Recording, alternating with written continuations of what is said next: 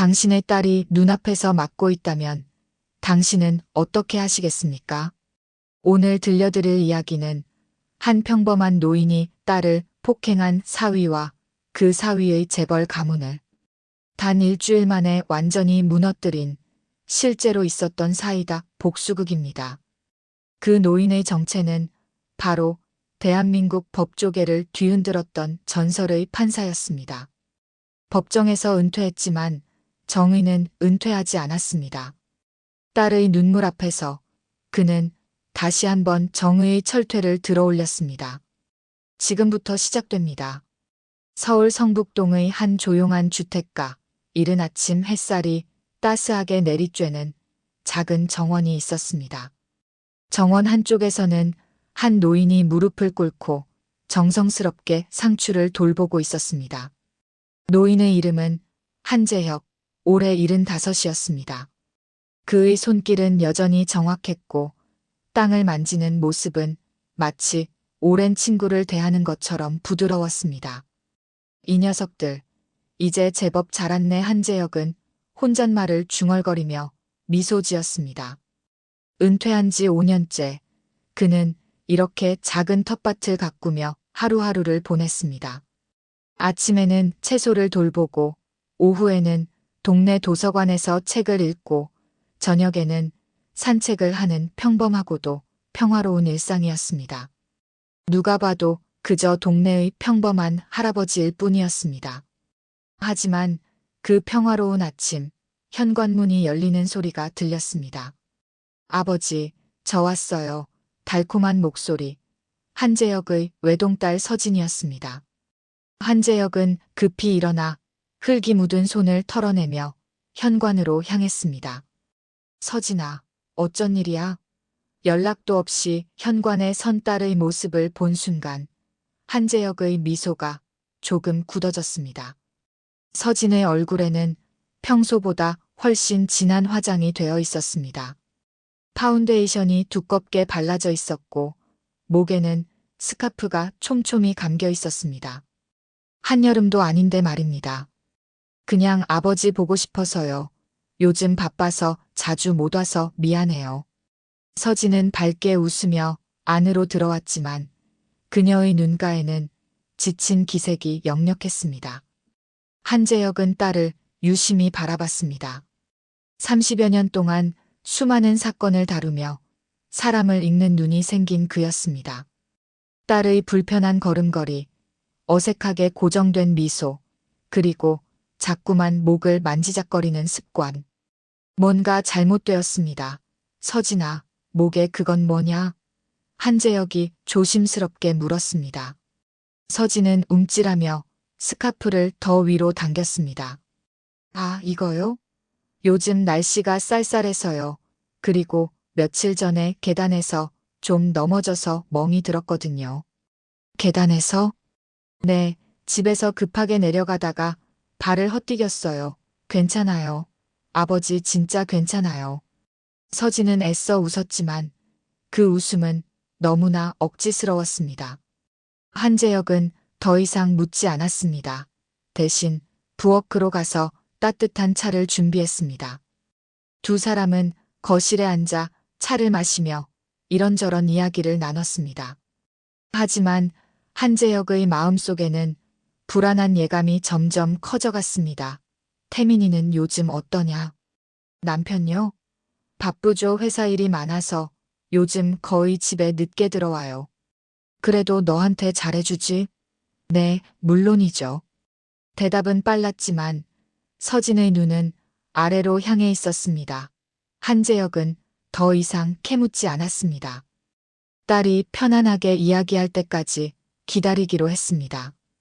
하지만 그의 마음속에는 이미 경보가 울리고 있었습니다. 30년 넘게 법정에서 수많은 가정폭력 사건을 다뤄온 그였습니다. 피해자들의 표정, 말투, 행동 패턴을 너무나 잘 알고 있었습니다. 그리고 지금 자기 딸이 보이는 모든 신호가 그가 법정에서 수백 번 봐왔던 그 신호들과 똑같았습니다. 서진은 1시간쯤 머물다가 일어났습니다. 아버지, 저 이제 가봐야 해요. 저녁 준비해야 해서요. 벌써? 저녁이나 먹고 가지. 아니에요. 남편이 일찍 들어온대요. 다음에 또 올게요. 서진은 서둘러 현관으로 향했습니다. 한재혁은 딸의 뒷모습을 바라보며 가슴이 무너지는 것 같았습니다. 현관문이 닫히는 순간 스카프 사이로 잠깐 보였던 목의 멍 자국이 그의 뇌리에 깊이 박혔습니다. 그것은 넘어져서 생긴 멍이 아니었습니다. 그것은 손자국이었습니다. 누군가의 손이 딸의 목을 강하게 움켜쥔 흔적이었습니다. 그날 밤 한재혁은 잠들지 못했습니다.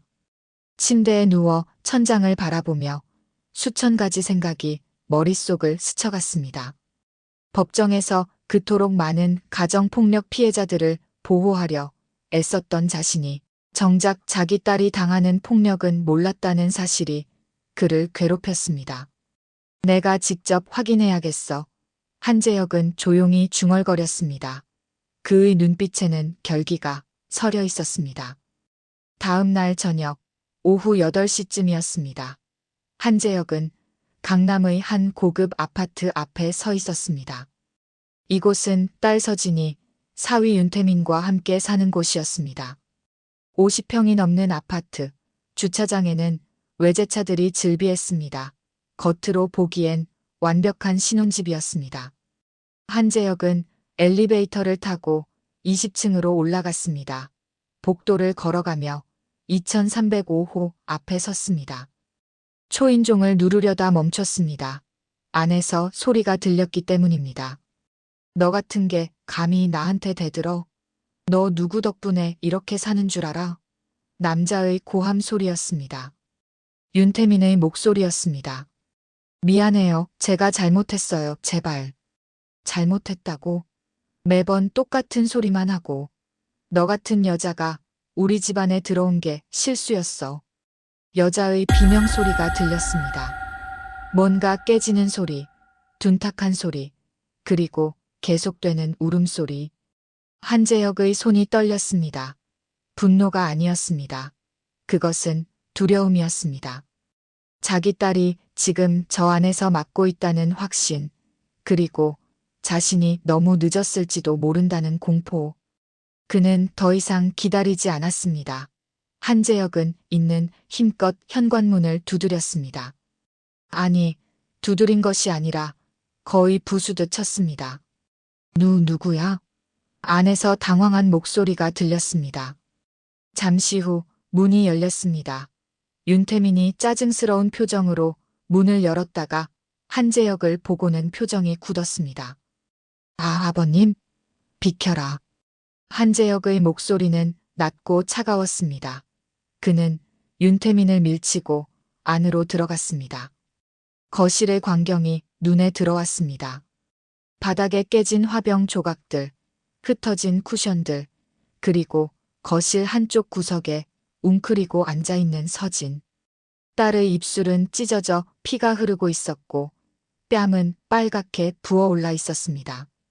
서진은 고개를 들어 아버지를 보더니 그 순간 눈물이 주르륵 흘러내렸습니다. 아버지.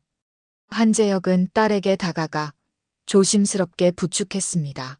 서진의 몸이 부들부들 떨리고 있었습니다. 한재혁의 심장이 터질 것 같았습니다. 33년 전, 저 작은 생명을 처음 안았을 때의 감동, 첫걸음을 뗐을 때의 기쁨, 대학에 합격했을 때의 자랑스러움. 그 모든 순간들이 스쳐 지나갔습니다.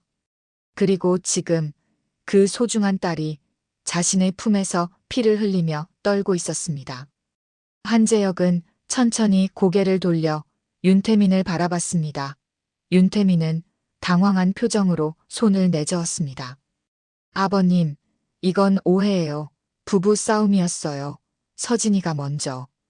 닥쳐라. 한재혁의 목소리는 얼음장처럼 차가웠습니다. 그 목소리에는 30여 년 동안 수많은 범죄자들을 심판했던 판사의 권위가 담겨 있었습니다. 윤태민은 본능적으로 한 걸음 뒤로 물러났습니다. 아버님, 진짜 오해예요. 우리 그냥 부부싸움? 부부싸움이라고? 한재혁은 서진을 소파에 조심스럽게 앉히고는 천천히 윤태민에게 다가갔습니다. 윤태민은 자신도 모르게 계속 뒤로 물러났습니다. 뭔가가 달랐습니다. 평소에 보던 그 조용한 장인어른이 아니었습니다. 지금 자신을 바라보는 저 눈빛은 마치 사냥감을 노리는 맹수의 눈빛 같았습니다. 너 지금까지 내가 누군지 몰랐지? 예. 난 30년 동안 법정에서 너 같은 놈들을 봤다. 아내를 때리고 약자를 괴롭히고 권력과 돈으로 모든 걸 덮으려는 비겁한 놈들. 그리고 그런 놈들에게 내가 뭘 했는지 아냐? 한재혁은 윤태민의 셔츠깃을 움켜쥐었습니다. 75 노인의 손이었지만 그 힘은 놀라울 정도로 강했습니다. 나는 그놈들을 하나도 빠짐없이 벌 주었다. 돈이 있든 권력이 있든 누가 뒤에 있든 상관없이. 법은 평등하고 정의는 반드시 실현되어야 한다는 걸 보여줬지. 저기요 아버님. 그런데 내가 감히 내 딸을 건드렸어. 내가 평생 지키려고 했던 사람을. 한재혁은 윤태민을 밀어냈습니다. 윤태민은 비틀거리며 뒤로 물러났습니다. 지금부터 내가 뭘 할지 알고 싶냐? 아버님 제발. 난 너를 심판할 거다. 법정에서가 아니라 내 방식으로. 그리고 너 같은 놈을 키워낸 내 아버지도 너희 가문도 함께. 한재혁의 눈빛은 확고했습니다. 그는 딸을 부축해 일으켰습니다. 서진아, 짐 싸라. 오늘부터 아빠 집에서 살 거다. 아버지. 됐어. 이제 괜찮아. 아빠가 다 해결할게. 한재혁은 딸을 데리고 아파트를 나섰습니다. 윤태민은 멍하니 서서 그들의 뒷모습을 바라볼 뿐이었습니다.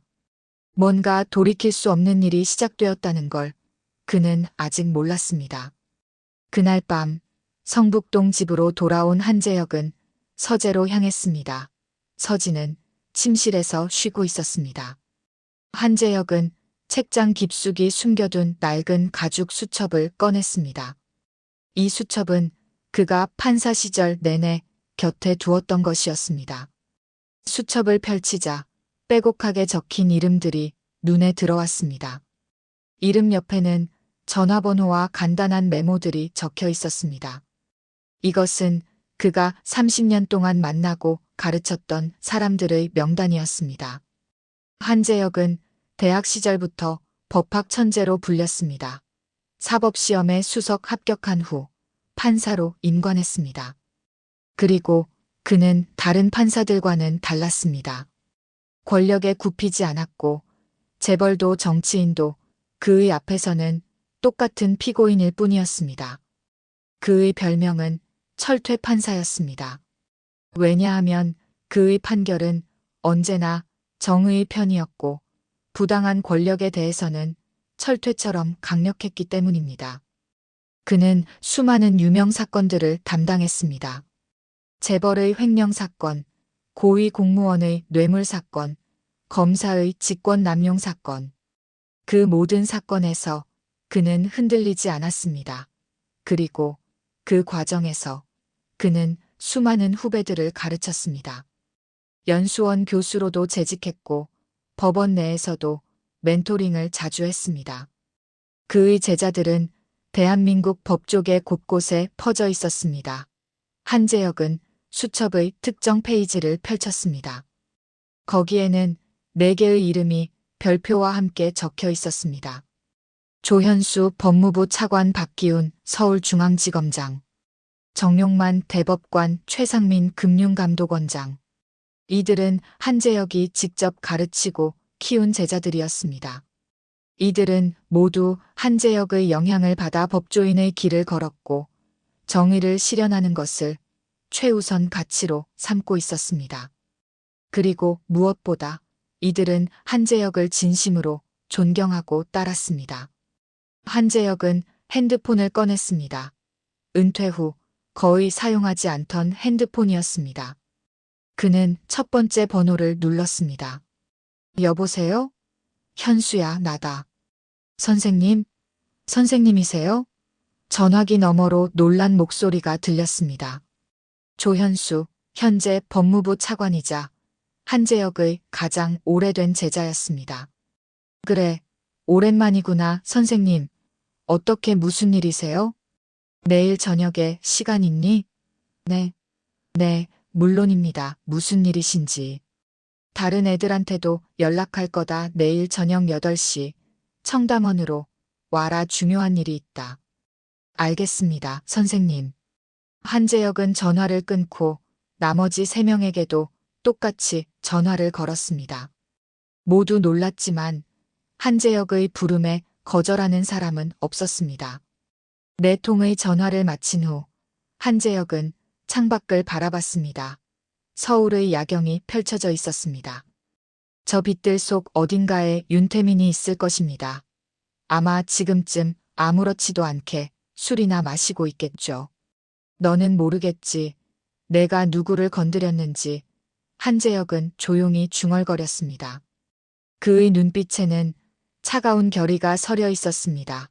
은퇴했다고 해서 그의 영향력이 사라진 것은 아니었습니다. 오히려 그는 대한민국 법조계의 살아있는 전설이었고 그의 제자들은 이제 법조계의 핵심 자리를 차지하고 있었습니다. 그가 원한다면 그는 여전히 정의를 실현할 수 있었습니다. 그리고 지금 그는 그 힘을 사용하기로 결심했습니다. 한재혁은 책상 서랍에서 또 다른 파일을 꺼냈습니다. 이것은 그가 은퇴하기 전에 마지막으로 담당했던 사건 파일이었습니다. JK홀딩스 관련 사건이었습니다. 당시 윤경호 회장의 횡령 의혹이 있었지만 증거 불충분으로 기각되었습니다. 하지만 한재혁은 알고 있었습니다. 그것이 정치적 압력 때문이었다는 것을 이번엔 놓치지 않겠어. 한재혁은 파일을 펼치며 하나하나 내용을 다시 읽기 시작했습니다. 밤이 깊어갔지만 그의 눈은 더욱 밝게 빛났습니다. 복수가 아니었습니다. 이것은 정의의 실현이었습니다. 그가 평생 추구했던 그리고 이루지 못했던 정의를 다음 날 저녁까지 그는 완벽한 계획을 세울 것입니다. 다음 날 저녁 8시 강남의 고급 한정식집 청담원이었습니다.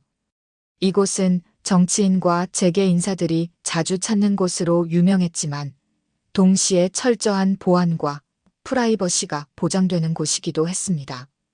2층의 독립된 룸, 송주컨에 한 명씩 사람들이 도착하기 시작했습니다.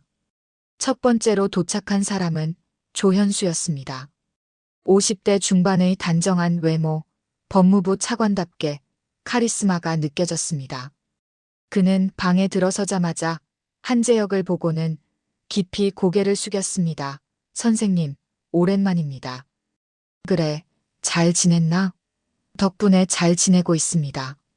곧이어 박기훈이 도착했습니다.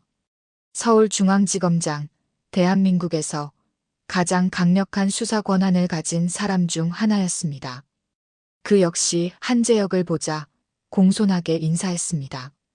선생님, 몸은 편하신지요? 응, 덕분에 건강하네. 세 번째는 정용만 대법관이었습니다. 60대 초반, 대한민국 최고 법원의 판사 중 한 명이었습니다. 그는 한재혁의 오른손 같은 제자였습니다. 선생님, 뵙게 되어 영광입니다. 마지막으로 최상민 금융감독원장이 도착했습니다. 금융계를 감독하고 규제하는 최고 권력자였습니다. 선생님, 건강하신 모습에 다행입니다. 4명이 모두 자리에 앉았습니다. 분위기는 무거웠습니다. 한재혁이 은퇴 후 처음으로 이들을 모두 불렀다는 것은 뭔가 중대한 일이 있다는 의미였기 때문입니다. 한재혁은 천천히 입을 열었습니다. 와줘서 고맙다. 다들 바쁠 텐데. 천만에요. 선생님이 부르시면 언제든지 달려와야죠. 조현수가 대답했습니다. 나머지 3명도 고개를 끄덕였습니다. 한재혁은 잠시 침묵했습니다. 그리고 조용히 하지만 단호한 목소리로 말했습니다. 내 딸이 폭력을 당했다. 방 안의 공기가 순식간에 얼어붙었습니다. 4명의 얼굴이 동시에 굳었습니다. 뭐라고요? 가정폭력이다. 사위가 내 딸을 5년 동안 때려왔어. 그리고 나는 어제 그 현장을 목격했다. 한재혁은 담담하게 말했지만 그의 손은 미세하게 떨리고 있었습니다. 박기훈이 주먹을 불끈 쥐었습니다. 그 개자식이 죄송합니다. 선생님 너무 화가 나서. 가해자가 누구입니까? 정용만이 차분하게 물었습니다. 한재혁은 잠시 침묵하다가 대답했습니다. 윤태민 JK홀딩스 회장 윤경호의 아들이다. 그 이름을 듣는 순간 4명의 표정이 복잡하게 변했습니다. JK홀딩스는 대한민국 재계 10위 안에 드는 대기업이었습니다. 그리고 윤경호 회장은 정치권과 법조계에 강력한 인맥을 가진 인물이었습니다. 그 양반이 최상민이 중얼거렸습니다. 한재혁은 고개를 끄덕였습니다. 알고 있다. 그가 얼마나 큰 권력을 가졌는지, 그래서 너희를 부른 거다. 조현수가 앞으로 몸을 기울이며 말했습니다. 선생님, 무엇을 하시려는 겁니까? 정의를 실현하려고 한다. 내 방식으로. 한재혁은 가방에서 두꺼운 파일을 꺼냈습니다. JK홀딩스와 관련된 모든 자료였습니다. 과거 사건 기록, 의혹이 제기되었던 비리들, 그리고 한재혁이 개인적으로 조사한 내용들까지. 이것을 봐라. JK홀딩스는 겉으로는 깨끗해 보이지만 속은 썩어 있다. 횡령, 분식회계, 탈세, 정치 로비. 모든 게 다 있어. 하지만 지금까지 한 번도 제대로 처벌받지 않았다. 왜 그런지 아나? 권력 때문입니다. 박기훈이 대답했습니다. 맞아. 하지만 이제는 다르다. 너희가 있으니까. 한재혁은 4명을 차례로 바라봤습니다. 나는 너희에게 복수를 부탁하는 게 아니다. 정의를 실현해달라는 거다. 내가 평생 너희한테 가르쳤던 것 기억하냐? 법 앞에서는 모두가 평등하다. 권력도, 돈도, 그 어떤 것도 정의를 막을 수 없다. 정용만이 고개를 끄덕였습니다. 선생님, 선생님께서 저희에게 가르쳐 주신 가장 중요한 교훈입니다. 우리는 법을 집행하는 사람들이고 우리의 힘은 정의를 위해 사용되어야 한다고. 그래, 그리고 지금이 바로 그 힘을 사용할 때다. 한재혁은 파일을 테이블 위에 펼쳤습니다. 그리고 자세하게 설명하기 시작했습니다. JK홀딩스의 구조, 윤경호와 윤태민의 범죄 행위, 그리고 그들을 무너뜨릴 수 있는 방법들. 밤이 깊어갔습니다. 하지만 그 방 안에서는 정의를 계획하는 5명의 법조인이 있었습니다. 그들은 대한민국에서 가장 강력한 힘을 가진 사람들이었습니다. 그리고 지금 그 힘은 하나의 목표를 향하고 있었습니다. 정의의 실현 회의는 자정이 넘어서야 끝났습니다. 4명이 자리에서 일어났습니다. 선생님, 일주일 안에 결과를 보여드리겠습니다. 조현수가 다짐했습니다. 나머지 3명도 고개를 끄덕였습니다. 고맙다. 하지만 조심해라. 그들도 만만한 상대가 아니니까. 걱정 마십시오. 선생님, 우리는 선생님께 배운 대로 할 겁니다. 합법적으로, 정당하게, 하지만 확실하게. 4명이 방을 나갔습니다. 한재혁은 홀로 남아 창밖을 바라봤습니다. 서울의 밤하늘에는 별이 빛나고 있었습니다. 서진아, 아빠가 반드시 지켜줄게. 사흘 후, 월요일 아침 9시였습니다. 강남구 테헤란로에 위치한 유테크솔루션 본사 JK홀딩스의 핵심 계열사이자 윤태민이 대표로 있는 회사였습니다. 30층짜리 현대식 빌딩, 로비에는 JK홀딩스의 로고가 크게 걸려 있었습니다. 윤태민은 평소처럼 출근했습니다. 지난 며칠 동안 장인어른의 그 무서운 눈빛이 신경 쓰이긴 했지만 큰 걱정은 하지 않았습니다. 어차피 은퇴한 노인이 뭘 할 수 있겠습니까? 자신의 아버지는 대한민국에서 손꼽히는 재벌이고 자신은 그 후계자였습니다. 대표님, 오늘 일정 보고 드리겠습니다.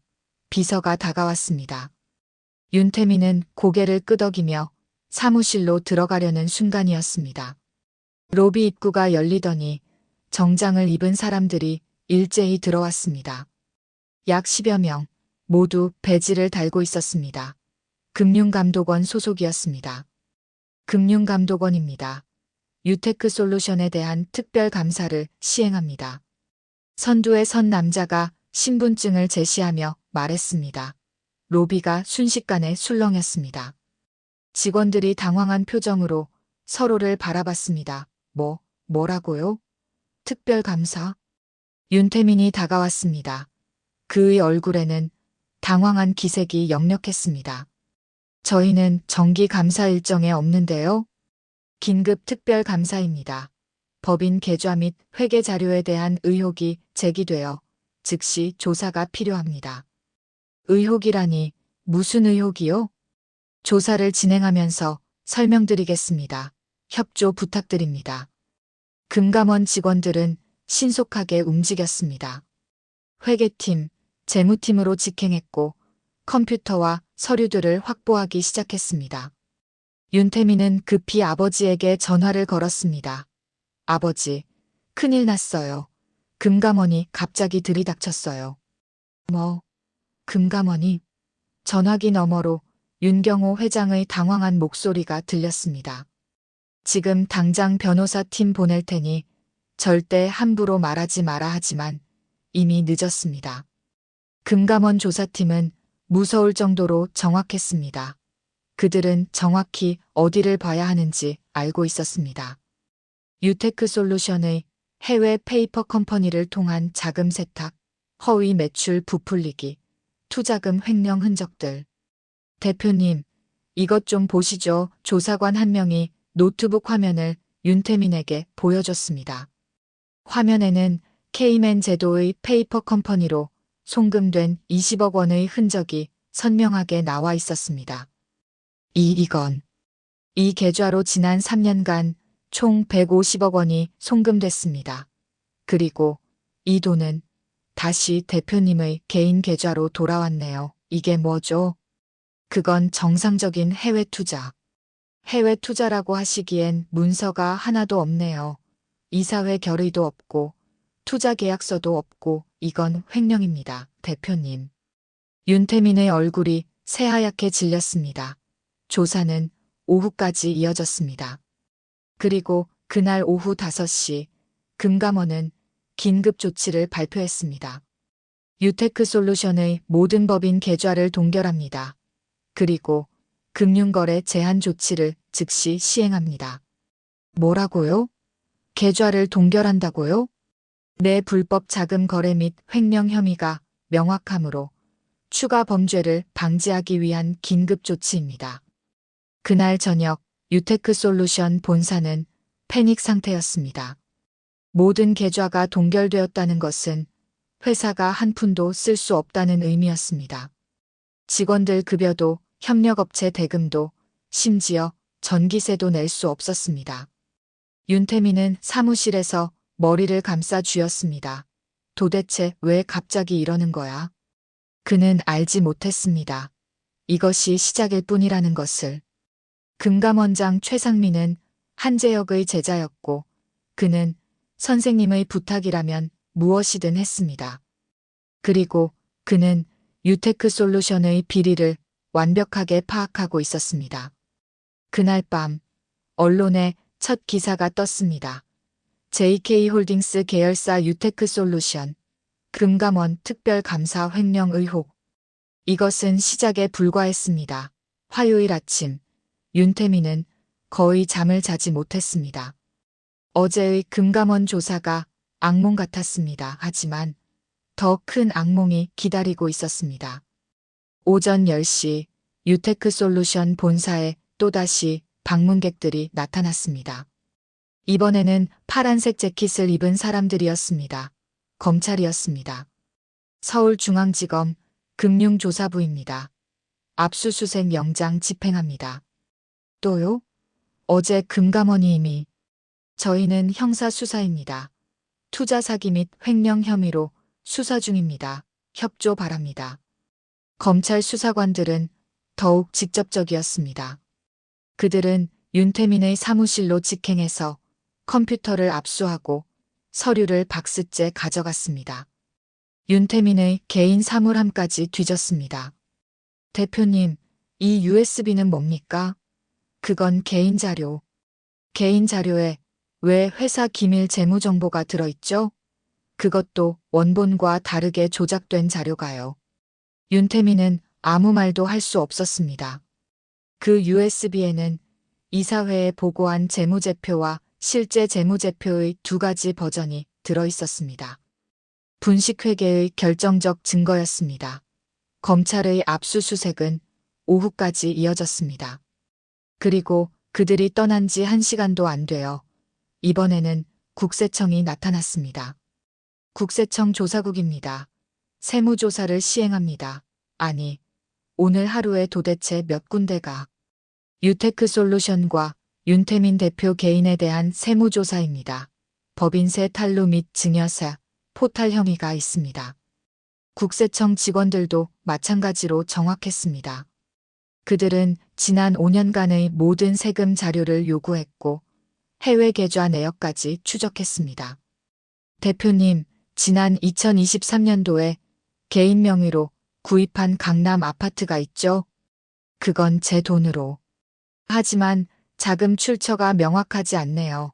그리고 같은 시기에 회사에서 20억 원이 빠져나갔고요. 이건 증여세 탈루 혐의가 명확합니다. 윤태민은 사무실 의자에 주저앉았습니다. 머리가 핑 돌았습니다. 금감원, 검찰, 국세청이 동시다발적으로 움직인다는 건 보통 일이 아니었습니다. 이건 누군가 의도적으로 조율한 것이 분명했습니다. 도대체 누가 그 순간 그의 머릿속에 한 사람의 얼굴이 떠올랐습니다. 사흘 전 자신을 차갑게 노려보던 그 눈빛 장인어른 한재혁. 설마 그 노인네가?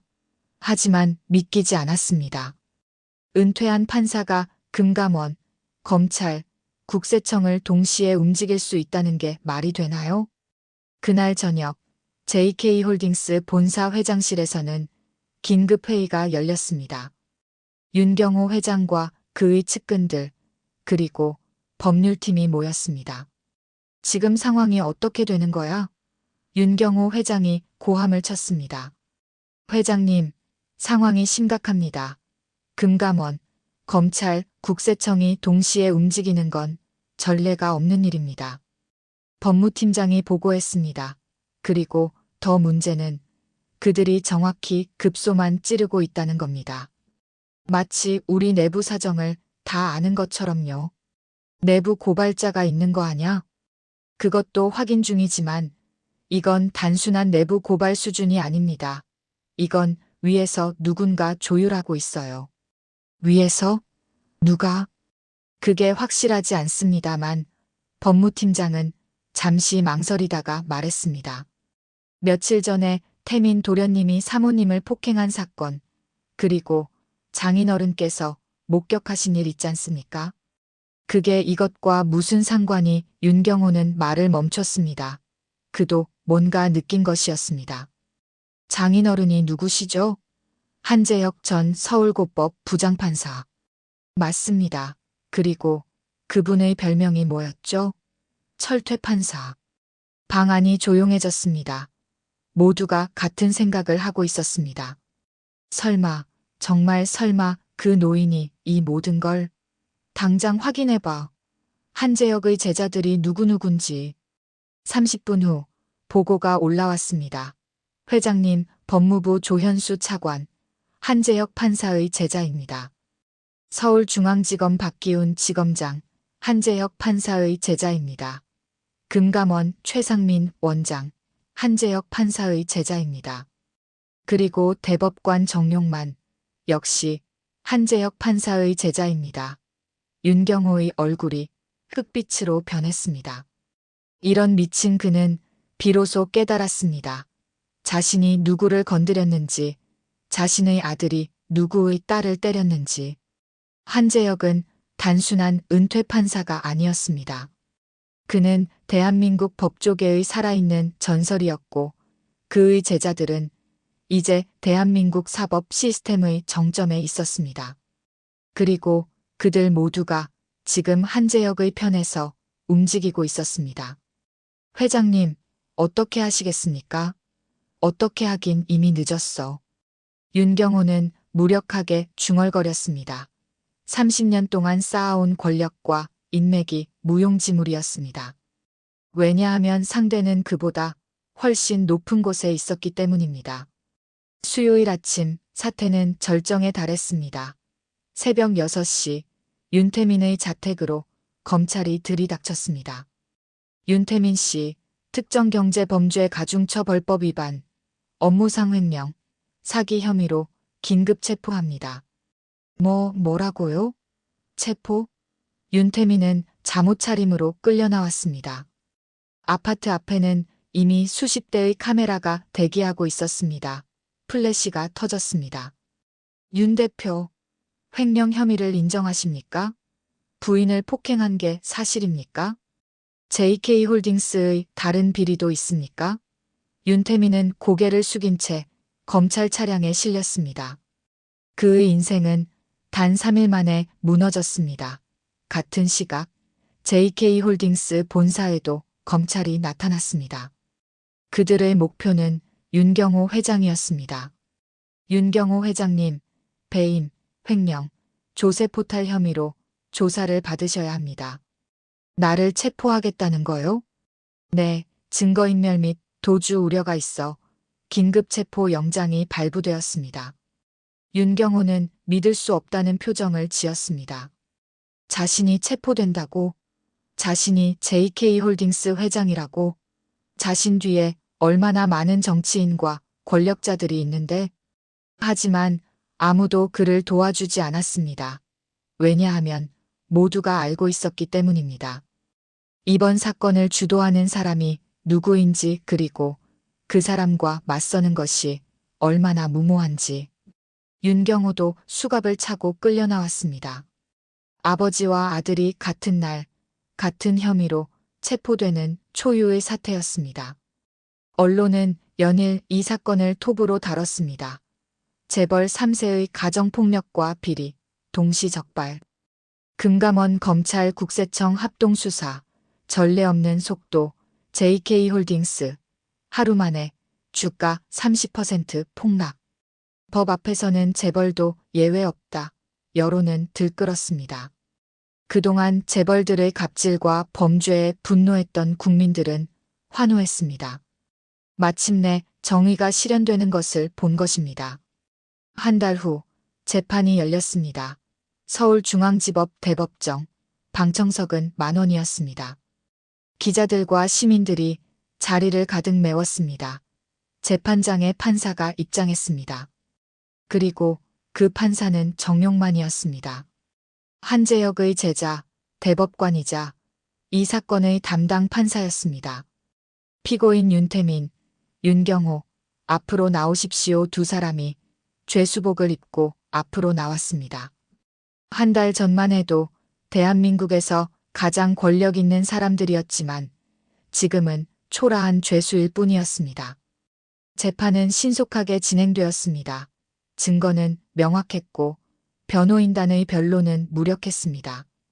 판결을 선고하겠습니다. 정용만 판사의 목소리가 법정에 울려 퍼졌습니다. 피고인 윤태민, 배우자 폭행죄로 징역 3년, 특정경제범죄가중처벌법 위반으로 징역 5년 합산하여 징역 7년을 선고합니다. 피고인 윤경호, 배임 및 횡령, 조세포탈 혐의로 징역 5년을 선고합니다. 두 피고인 모두 법정 구속합니다. 판사봉이 내려쳤습니다. 방청석에서 환호성이 터져나왔습니다. 기자들은 미친 듯이 카메라 셔터를 눌렀습니다. 윤태민은 그 자리에 주저앉았습니다. 윤경호는 고개를 떨구었습니다. 그들의 제국은 완전히 무너졌습니다. 법정 뒤편 방청석 한쪽에 조용히 앉아있던 한재혁이 천천히 일어났습니다. 그는 아무 말도 하지 않았습니다. 그저 고개를 끄덕이고는 법정을 나갔습니다. 복도에서 한재혁을 기다리던 사람이 있었습니다. 딸 서진이었습니다. 아버지. 서진은 아버지를 껴안고 울었습니다. 한재혁은 딸의 등을 토닥였습니다. 이제 괜찮아, 다 끝났어. 정말 정말 고마워요, 아버지. 아니야, 나는 그저 아빠로서 당연한 일을 했을 뿐이야. 두 사람은 법원을 나와 햇빛 아래 섰습니다. 오랜만에 느껴보는 평화였습니다. 1년 후, 가을이었습니다. 성북동의 한 조용한 골목에 작은 서점 카페가 문을 열었습니다. 간판에는 법의 집이라고 쓰여 있었습니다. 입구에는 책들이 진열되어 있었고 안쪽에는 아늑한 카페 공간이 마련되어 있었습니다. 이곳은 한재혁과 서진이 함께 운영하는 곳이었습니다. 법과 정의에 관한 책들을 모아둔 작은 서점이자 법학도들과 시민들이 자유롭게 대화할 수 있는 공간이었습니다. 토요일 오후 이곳에서는 작은 강연회가 열렸습니다. 강연자는 한재혁이었습니다. 청중은 20명 남짓한 대학생들과 시민들이었습니다. 법이란 무엇일까요? 한재혁이 조용히 물었습니다. 법은 규칙입니다. 하지만 동시에 법은 정의를 실현하는 도구입니다. 여러분이 법을 공부하고 법조인이 되려고 하는 이유는 무엇입니까? 한 학생이 손을 들었습니다. 정의를 실현하기 위해서입니다. 맞습니다. 정의, 그것이 법의 존재 이유입니다. 한재혁은 창밖을 바라봤습니다. 저는 30년 동안 판사로 일하면서 수많은 사건을 다뤘습니다. 그 중에는 무죄인 사람을 구한 경우도 있고 유죄인 사람을 벌한 경우도 있습니다. 하지만 제가 가장 중요하게 생각한 것은 단 하나였습니다. 법 앞에서는 모두가 평등하다는 것. 재벌이든 정치인이든 권력자든 법정에서는 그저 한 명의 피고인일 뿐입니다. 그리고 피해자든 가난한 사람이든 힘없는 사람이든 법정에서는 보호받아야 할 시민입니다. 학생들은 진지하게 듣고 있었습니다. 여러분에게 하나 당부하고 싶은 것이 있습니다. 법조인이 되면 권력을 갖게 됩니다. 판사는 판결을 내리고 검사는 기소를 하고 변호사는 의뢰인을 변호합니다. 이 모든 것이 엄청난 권력입니다. 하지만 그 권력은 여러분 개인을 위한 것이 아닙니다. 그것은 정의를 위한 권력입니다. 약자를 보호하고 강자의 횡포를 막고 진실을 밝히기 위한 권력입니다. 한재혁은 잠시 멈췄다가 말을 이었습니다. 제 개인적인 이야기를 하나 하겠습니다. 그는 1년 전의 일을 담담하게 이야기했습니다. 딸이 폭력을 당한 것, 그리고 자신이 어떻게 정의를 실현했는지 학생들은 숨죽이며 들었습니다. 저는 복수한 게 아닙니다. 저는 제자들에게 법을 어기라고 하지 않았습니다. 오히려 저는 그들에게 법을 정확히 집행하라고 했습니다. 그리고 그들은 그렇게 했습니다. 윤태민과 윤경호는 실제로 범죄를 저질렀습니다. 횡령도, 탈세도, 폭행도 모두 사실이었습니다. 다만 그동안 권력으로 덮어졌을 뿐입니다. 우리는 그것을 밝혀낸 것뿐입니다. 한 학생이 질문했습니다. 교수님, 만약 그들이 실제로 무죄였다면 어떻게 하셨을까요? 한재혁은 미소 지었습니다. 그랬다면 아무것도 하지 않았을 겁니다. 저는 복수를 원한 게 아니니까요. 저는 정의를 원했습니다. 그리고 정의는 진실에 기반해야 합니다. 강연은 2시간 동안 이어졌습니다. 끝나고 나서 학생들은 한재혁에게 다가와 감사 인사를 했습니다. 교수님, 오늘 강연 정말 감동적이었습니다. 저도 교수님 같은 판사가 되고 싶어요. 한재혁은 학생들 한 명 한 명과 악수를 나눴습니다. 강연이 끝나고 카페에는 한재혁과 서진만 남았습니다. 서진은 아버지에게 따뜻한 차를 건넸습니다. 아버지, 오늘 강연 정말 좋았어요. 그래? 너무 진지했나? 아니요, 딱 좋았어요. 저도 감동받았어요. 서진은 미소 지었습니다. 1년 전과는 완전히 다른 표정이었습니다. 이제 그녀의 눈에는 자신감이 돌아왔고 웃음에는 진심이 담겨 있었습니다. 서진아, 너는 이제 어떻게 할 거냐?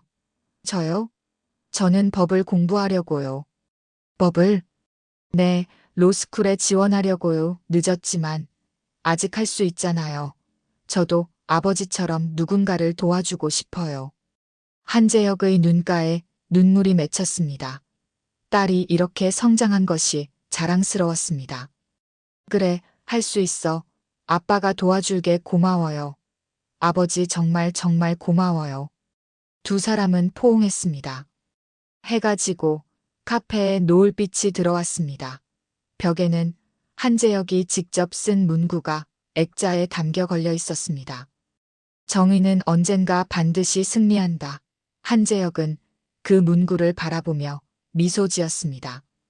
그래, 정의는 언제나 이긴다. 느리더라도, 힘들더라도, 결국은 이긴다.